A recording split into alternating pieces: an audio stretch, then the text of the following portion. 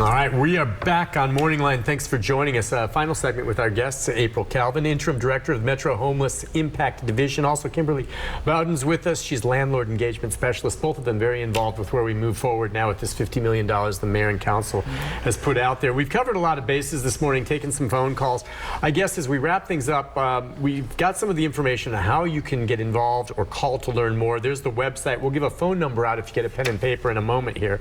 But Kimberly, you were saying the thing that we really need right now are landlords. And maybe if you can specify, a lot of people hear that and they think, oh, well, it's someone who owns a big apartment complex or a bunch of apartments. These can be private. It can be someone like me who has a guest house in the backyard. Talk a bit about that and the need. Yes, I think that a lot of people do think that we're talking about big developers or big apartment complexes, but right now what we're needing are private property owners. No property is too big, no property is too small.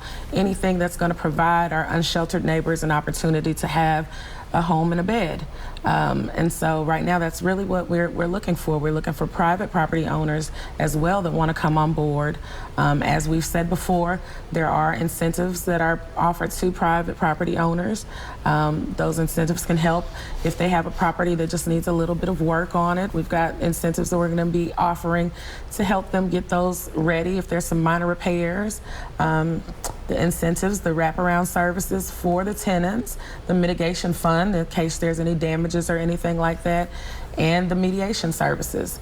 So we just really want to just emphasize that we are there to support our landlords and with the overall goal of helping our unsheltered neighbors find homes. Sure. If a private property owner signs on and let's say gets some money to maybe fix up a place on their property that could rent out to a family, a homeless family, or a couple.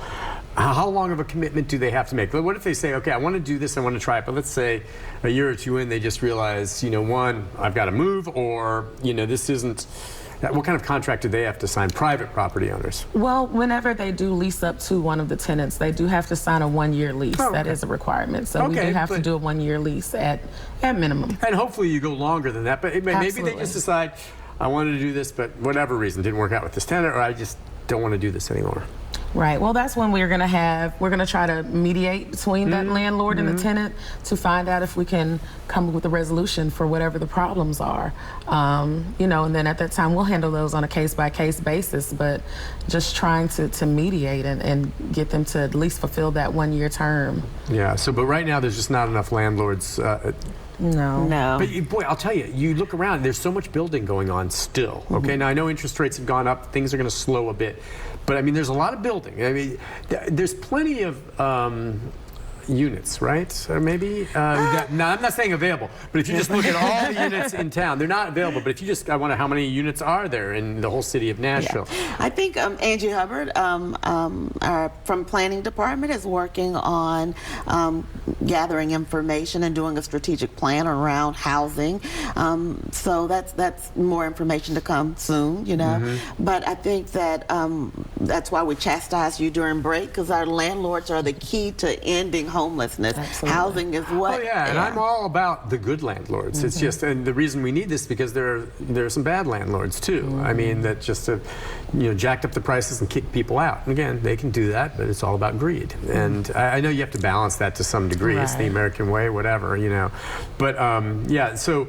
As it stands right now, moving forward, then when do the wheels start turning? I know this was last week. When does the money start becoming available? When can people make this phone call? And we'll give the number out to start doing this. So some of this is more available than others, a little bit faster, like the hotel option, securing security, getting an application and an agreement or an agreement signed, a contract between that landlord and the hotel and the agency on record right now. That's going to happen pretty fast. I think the mobile housing navigation, he's revving those services up. So some of those contract was already passed through Metro Council, thanks to all of our council members. So I believe that'll happen pretty fast as well. Landlord Engagement Department, that's just a matter of revamping the incentives and putting policy and procedures in place for furniture options and things that are available for our nonprofits to be able to help with housing the participants as well. The RFP process, process for MDHA. I believe their timeline was pretty short, and units should be able to be available within the next 6 to 18 months.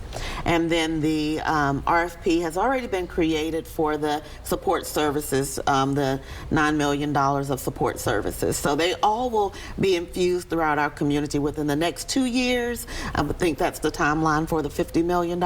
And you know, we're just excited to get some of this work going. Yeah, to get it going. I do want to say our nonprofits is one thing, but the people that have boots on the ground, direct service providers that are out there every day. I think the mayor in his speech the other day, he said, you know, help is on the way. So I want them to feel empowered and to know that their voice has been heard as well. Yeah, I mean, a lot of those folks that are out, like giving out blankets in the wintertime when there's homeless. And I was thinking about the mission, you know, downtown, where they bring a lot in, and they work with them as well. Do you think that you'll be able to, will some of the folks that go through the mission that finally get to the point where they're ready to get their own place can go through this program? Yes, I think there's several funds like the Low Barrier Housing Collective. There's several options and opportunities there as well. Homeless Impact Division, we provide a couple of staff that help the mission with entering their clients into our database. Yeah, I would think a lot of those groups will be looking forward to hooking up with this and getting it going. Because all of a sudden you've got to, sometimes they're like, where are we going to put these people? They're ready to go. They don't need to stay here at the mission anymore, but we don't have a place for them. Now they'll be able to come and kind of seek that out, hopefully through you guys. Yes. So the number to call, I guess, is 615-800-0195.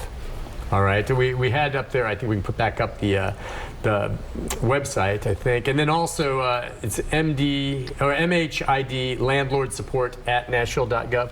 Yes. So that's the one, and there we go. We've got that up there. If you go to that site, that will give you the information you need, to, whether you're a landlord or if you're someone that's trying to help someone that's homeless.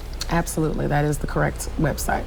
Are you guys excited about this? We Super are excited. You are. So you saw this coming down the pike where they were discussing, you know, what the $50 million was out there, and will the mayor do this? Look, there was other things the city could have spent the money on. Yes. You know that, right? Absolutely. But I mean, I think we all agree here, how you work and treat the homeless in any city is a livability factor, not just for the homeless, but for everyone. And it's a reflection on the city. Absolutely. And it's high time that, you know, we try to address this in the big picture for all the way across the board. Absolutely. So you guys were excited. You thought, all right, let's go with this. But you didn't know for sure till it was announced last week, right? No, we would never get in front of council and assume anything. I know, you can't. So you cannot. You cannot. do. But you were leaning that way, and enough people got behind it. And, you know, I think... You know, our entire community got behind this. We have a continuum of care service providers. These funds are going to help them to serve the clients that they serve. So we have shelter committee. I want to say Kathy Jennings was instrumental in leading our shelter committee throughout these conversations as well. It's just awesome. April, thank you. I can tell you're committed. Yes, absolutely. We ought to have her committed, should we? No, I'm just kidding. Kimberly, you're great. Thank you for coming on. Both of you for coming on and talking about it. Maybe once this program really gets up and running, we see how it goes with landlords coming into the program. We'll do an update, or if you want to do it again to further push the message out, and hopefully some will start, they'll realize this is a good thing, it works, they'll see it, and they'll sign on. Absolutely. Thanks both for coming on. Really appreciate you having you here. Thank you. Take a break, programming note, right after this. Stay with us, folks. Thank you again.